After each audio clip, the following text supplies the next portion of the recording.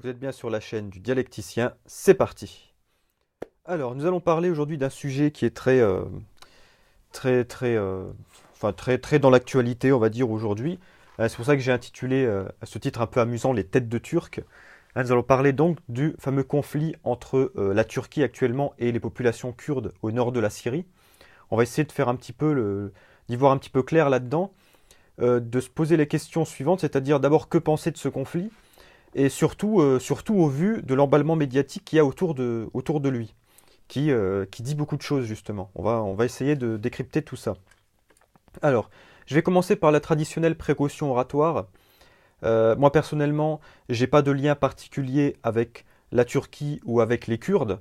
Je dis bien la Turquie parce que la Turquie est un pays officiellement reconnu par l'ONU, voilà, alors que le Kurdistan n'existe pas comme État reconnu, mais les populations kurdes, si vous voulez, sont disséminés dans différents pays dans la région. Il y a la Turquie, il y en a en Syrie, il y en a en Irak. Voilà, et donc ils sont un petit peu sur cette zone, répartis sur cette zone. Et donc cette population euh, voudrait la création d'un État kurde indépendant, voilà, sous diverses formes. Et en tout cas, on a cette aspiration-là qui existe dans la région depuis longtemps. Voilà. Alors, maintenant, on va voir plus dans les détails après, mais déjà, c'est un peu. Moi, je vous livre ce que je sais a priori et ce que bon, beaucoup de gens savent globalement du problème du Kurdistan, enfin, en tout cas des Kurdes. Euh, donc, voilà, la précaution oratoire, c'est que moi, particulièrement, je n'ai rien en particulier. Je ne suis pas spécialiste de ce conflit.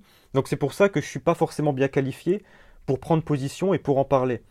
Pourtant, je vais en parler quand même parce que ce qui me pose problème, c'est pas le conflit en tant que tel, c'est l'emballement médiatique qui est en France, notamment, pas qu'en France, mais notamment en France, autour de ce conflit, et qui me paraît suspect. On va essayer de comprendre pourquoi. Euh, je vais dire pourquoi c'est suspect.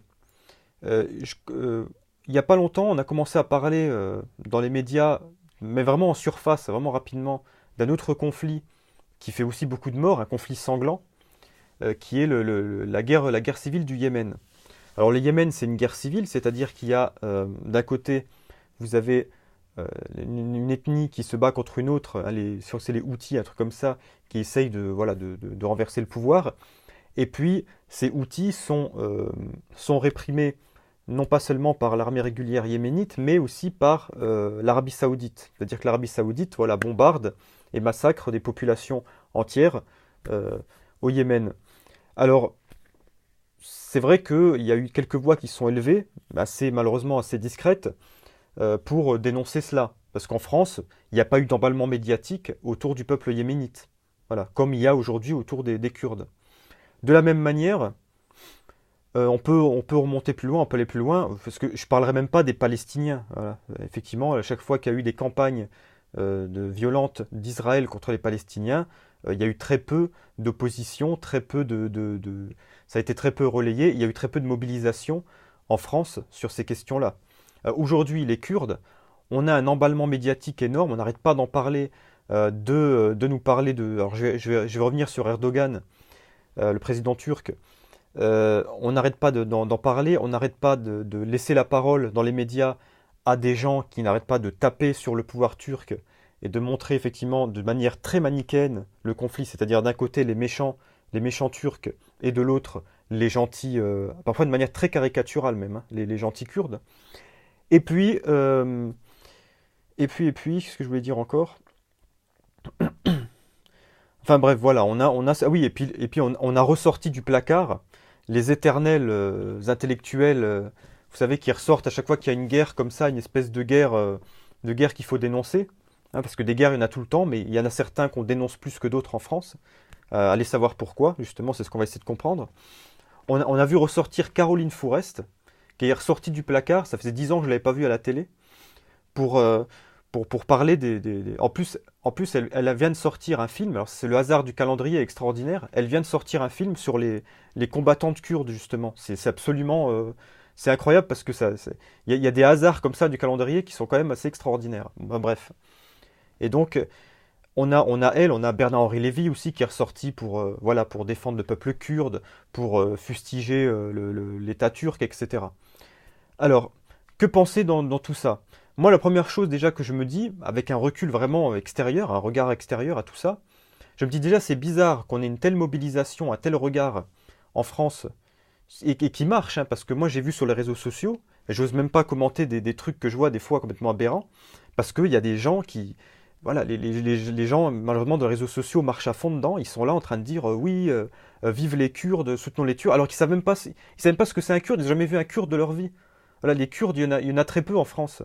Des Turcs, il y en a un petit peu. Encore, moi, je vis dans une région où, pas loin de chez moi, il y a des quartiers où il y a une communauté turque assez importante.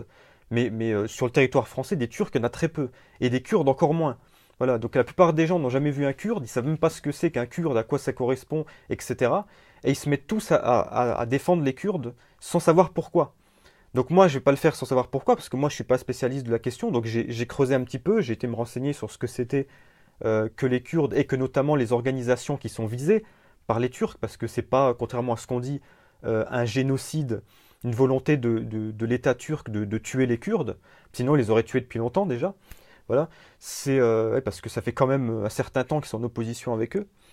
Non, ce qui est visé, ce sont les organisations, ce qu'on appelle les YPG, c'est-à-dire les milices kurdes qui ont combattu l'État islamique. Enfin, voilà, tout cela est un peu compliqué parce que si on parle aussi de la Syrie, en réalité, si on parle du conflit syrien, c'est extrêmement compliqué. Mais disons que voilà, globalement, ils sont combattus contre les milices de l'État islamique. Et puis, donc c'est sur la base de cet argument d'ailleurs qu'on dise qu'il faut les soutenir. Mais bon, je vais revenir là-dessus, hein. Mais bon, je rappelle quand même qu'en France, on n'a pas particulièrement été très interventionniste en ce qui concerne la guerre contre Daesh. Voilà, la guerre contre. En France, on n'a pas tellement fait la guerre contre Daesh, hein, je tiens quand même à le rappeler.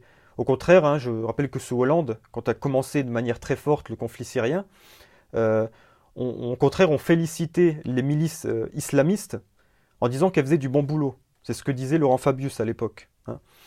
Donc il faudrait quand même, voilà. Et je vous rappelle que celui qu'on a toujours dénoncé comme étant le grand méchant dans la région, c'est pas Daesh, mais c'est Bachar el-Assad. En France, on a toujours dénoncé le régime de Bachar el-Assad. On a très peu dénoncé Daesh, à part de temps en temps quand il y avait un attentat. Mais sinon, on disait toujours c'est le grand méchant de la rue, dans la région, c'est Bachar el-Assad. C'est même pas Daesh. Et là, est-ce que la France a aidé militairement, logistiquement, humainement ces Kurdes qui ont combattu contre l'État islamique? Non. Alors pourquoi est-ce qu'aujourd'hui du gouvernement, en passant par les éternels intellectuels, etc., et les journalistes, éditorialistes, qui viennent aujourd'hui nous donner les leçons encore en disant il faut soutenir les Kurdes. Mais est-ce que vous les avez soutenus, vous? Vous les soutenez soudainement maintenant parce qu'ils sont attaqués par la Turquie, mais est-ce que vous avez soutenu quand ils combattaient Daesh, qui est quand même notre ennemi commun? Je le rappelle. Là, effectivement, là, on est concerné par la question de Daesh, on a subi des attentats de leur part. Mais de la part des Kurdes ou des Turcs, on n'a pas de soucis particuliers avec eux. Je rappellerai même historiquement que la France aurait presque une dette historique envers la Turquie, hein, même si à l'époque c'était l'Empire ottoman, pas la Turquie moderne, hein. mais, euh, mais je rappelle quand même que sous François Ier, les Turcs ont quand même euh, rendu un fier service à la France en l'empêchant de se faire liquider par l'Empire de Charles Quint, hein. C'est grâce aux Turcs, de certaine manière, que la France a pu subsister dans l'histoire. Sinon, elle aurait été... en France, on parlerait allemand, hein, ou espagnol, hein, selon. Voilà. Enfin, je pense plus, il y a plus de chances qu'on parlerait allemand qu'espagnol, mais bon. Voilà ce qui serait advenu, quoi, de la France sans les Turcs à une certaine époque. Bon, ça, c'est un petit rappel historique assez... Bon, c'est une petite pirouette que je fais, c'est une petite... voilà, c'est juste pour détendre l'atmosphère, on va dire. Maintenant, on va revenir aux choses sérieuses. Justement donc sur les Turcs et sur le Turk bashing qu'on est en train de faire depuis quelques jours en France. Alors, le Turk bashing, il est pas seulement adressé envers Erdogan, qui est effectivement aujourd'hui le grand Satan, le grand méchant loup maintenant actuel. Et on arrive même à faire du Trump bashing, c'est-à-dire toutes les occasions sont bonnes pour faire du Trump bashing, puisqu'on accuse Trump d'avoir abandonné les Kurdes. Je ne sais pas si on se rend compte de l'absurdité de ça. C'est-à-dire, ça a été dès le premier jour, ça a été les titres des journaux télévisés ou écrits. On a dit Trump a abandonné les Kurdes. Mais comment Trump peut abandonner les Kurdes? Mais ça n'a aucun sens. Trump, je veux dire, les Kurdes, c'est pas les chiens ni les enfants de Trump. D'accord? Trump n'a aucun lien particulier, n'a rien à leur devoir. Il n'a pas à les défendre forcément. Alors après, on peut considérer qu'il aurait dû intervenir, mais dans ce cas, pas que les États-Unis. Il faudrait l'Europe, la France, l'Allemagne, l'Angleterre, etc. C'est eux qui devraient tous intervenir. Pourquoi spécialement Trump? Pourquoi pas Macron? Pourquoi pas Theresa May, Angela Merkel? Pourquoi toujours Trump? Je veux dire, il n'y a pas que Trump dans le monde. Je ne sais pas, il faut toujours on s'acharne sur Trump. Voilà.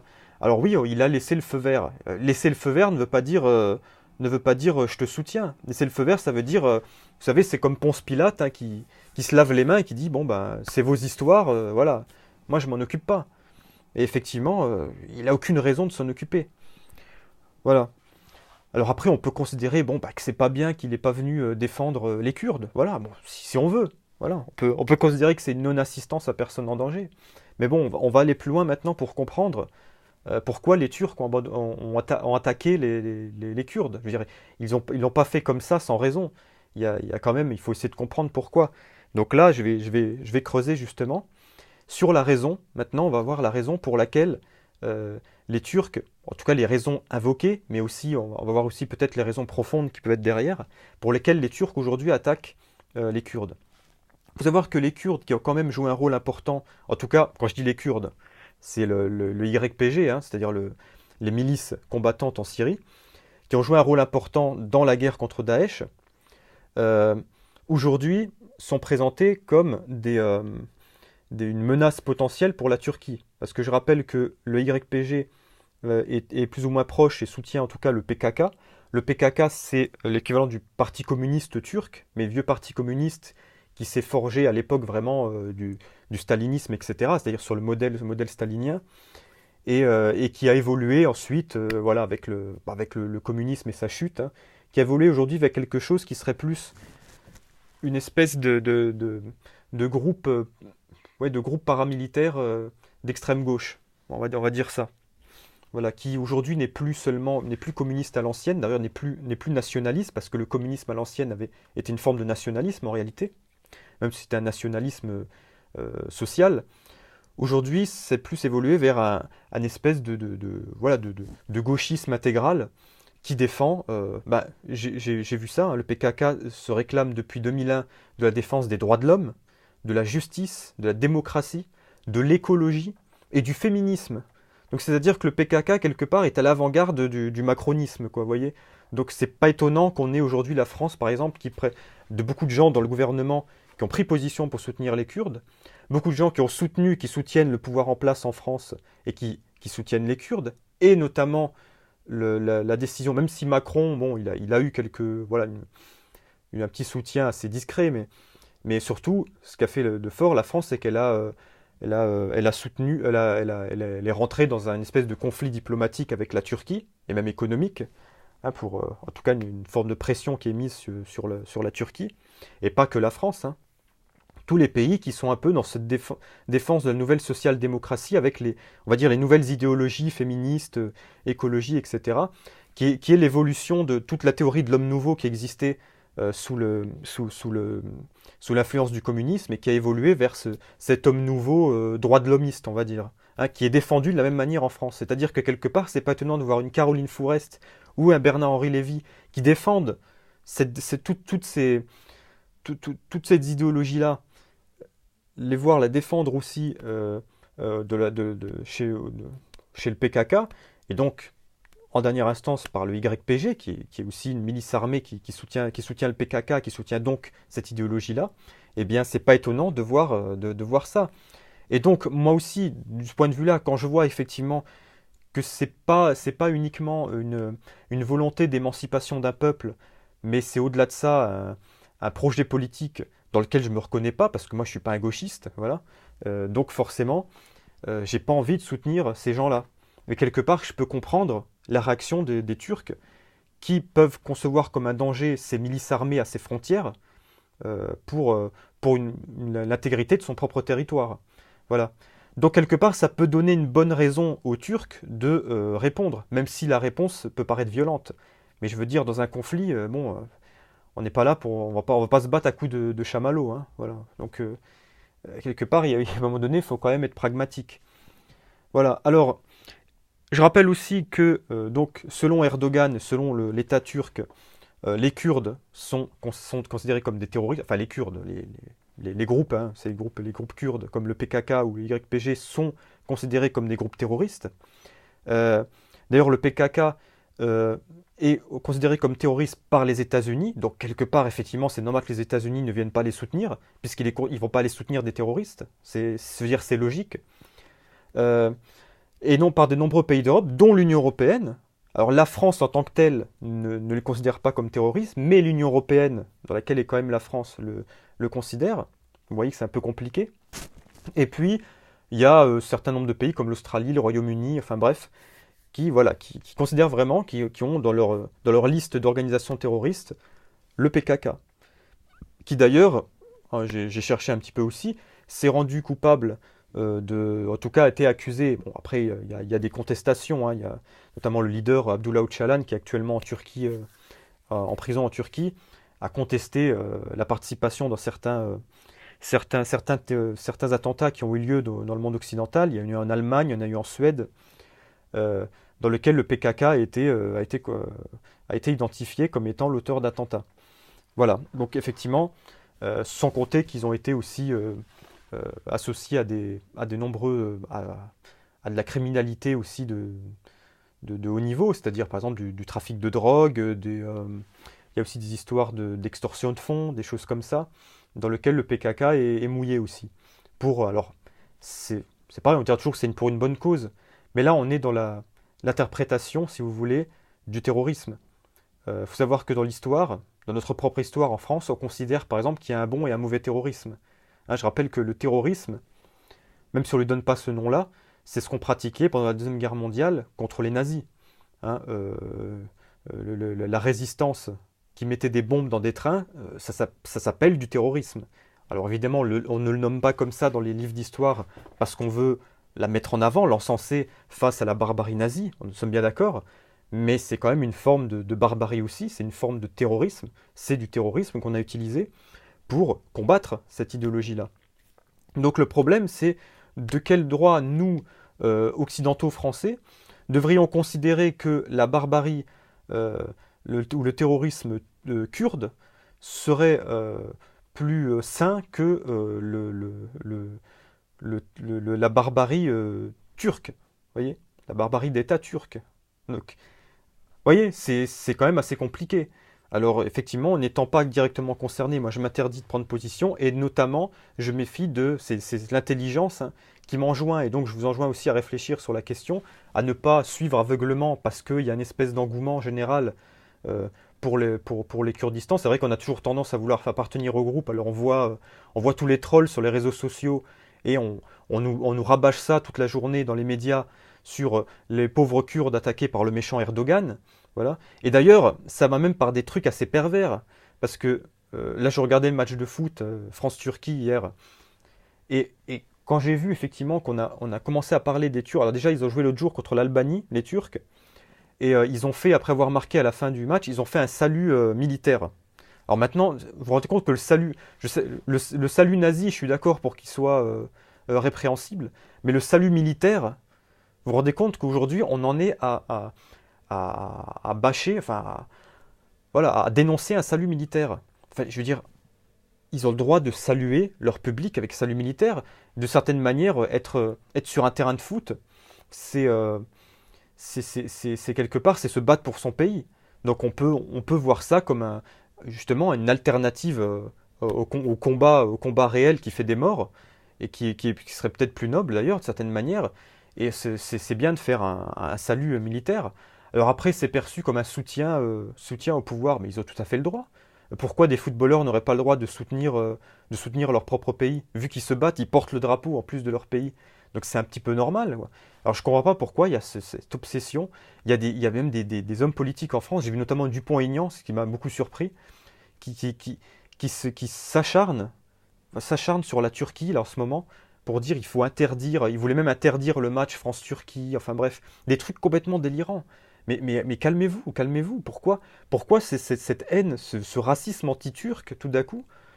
Parce que les Turcs auraient attaqué. Mais il y a des tas de pays qui attaquent d'autres pays tous les jours dans le monde. Pourquoi est-ce qu'il faut se focaliser sur les Turcs et absolument les montrer comme les nouveaux nazis, quoi. C'est incroyable. Voilà. Parce que les Kurdes, bon, d'accord, il y a des pauvres Kurdes qui meurent dans le tas, je suis d'accord, mais les organisations visées par Erdogan, elles sont pas toutes blanches non plus. Voilà, donc il faut quand même, à un moment donné, il faut avoir un petit peu de mesure, il faut retrouver un petit peu de mesure. Il faut pas sombrer dans l'hystérie anti-turque. Voilà. Donc voilà, c'était l'analyse du jour. Alors un petit peu, bon quand même, vous voyez, bon j'ai bossé un petit peu sur le sujet, mais c'est vrai que j'essaye de pas trop rentrer dans l'émotionnel parce que je vois des trucs tellement aberrants que j'ai tendance à me laisser emporter par ma propre émotion et moi aussi à devenir, enfin comment dire, à pas devenir hystérique parce que j'arrive à pas devenir hystérique, mais c'est vrai qu'on aurait tendance à vouloir l'être parce que c'est tellement aberrant de voir c'est vraiment ce que moi je considère vraiment comme. Moi, j'aimerais pas être turc en ce moment en France, hein, parce que c'est vrai que je le vivrais mal, hein. Voilà, moi je pense, j'ai quelques copains turcs, j'imagine, j'imagine, ils doivent pas être bien quoi en ce moment, parce que ils doivent passer. Vous savez, c'est un peu comme à l'époque, je me souviens, quand j'ai commencé à me fréquenter les milieux à gauche, il y avait toujours des gens toujours des mecs qui me sortaient quand j'étais d'origine espagnole. Tu sais, ils te sortent les Indiens d'Amérique, tu vois, les trucs. Enfin, c'est toujours, on essaie toujours de te culpabiliser. Toutes les populations blanches, c'est bien parce que quelque part, voilà, les Turcs qu'on considérait comme n'étant pas en Europe, là, on les considère bien comme des blancs oppresseurs, tu vois, tout d'un coup. Voilà, tu vois, comme quoi tout ça, ce sont des notions relatives. Et tout cet antiracisme de pacotille qui aujourd'hui se transforme en un vrai racisme anti-turc, complètement délirant, complètement fou et dangereux surtout. Enfin, inquiétant, quoi. Moi, ce qui m'inquiète le plus, c'est pas ce que font les Turcs dans le nord de la Syrie en ce moment, c'est plutôt ce qu'on fait en France et dans certains pays occidentaux aussi. Euh, L'idéologie qu'on véhicule, qui me paraît mais vraiment, vraiment dictatoriale, totalitaire dans sa forme, hein. Donc faites attention, réfléchissez bien. N'oubliez pas que vous n'êtes ni turc ni kurde et que vous connaissez rien au problème. Donc n'allez pas tout de suite dire oui, vive les Kurdes, il faut défendre les Kurdes, etc. Non, ça n'a aucun sens parce que vous savez même pas pourquoi vous les défendez. Voilà. Moi, je me suis renseigné un peu sur le sujet. J'avais une petite intuition, si vous voulez, qui déjà me guidait et j'ai été conforté dans mon intuition en fouillant un petit peu sur qui était visé par les Turcs. Voilà, ce qui fait que j'aurais presque tendance à vouloir soutenir les Turcs, mais je le fais pas parce que c'est pas c'est pas directement mon problème quoi, d'une certaine manière. Ça peut paraître un peu égoïste, mais voilà, moi je suis plus par exemple préoccupé par ce qui se passe en Catalogne depuis hier. Hein, il y a des émeutes là en Catalogne. Voilà, c'est plus là qui moi effectivement va m'intéresser. Puis en plus, là, on est aux frontières de la France, donc ça peut intéresser aussi quelqu'un qui n'a pas forcément d'attache avec l'Espagne comme moi. Voilà. Mais en ce qui concerne la Turquie, bon, à part pour les franco-turcs, moi j'apporte mon soutien d'ailleurs aux franco-turcs ou aux Turcs qui habitent en France pour leur dire que voilà, moi je suis pas comme les autres à faire du turc bashing, hein, comme je l'ai dit tout à l'heure. Au contraire, voilà, j'essaie de comprendre avec un certain détachement, avec un certain recul ce qui se passe, sans prendre position parce que c'est pas mon rôle et ça serait indécent, quoi.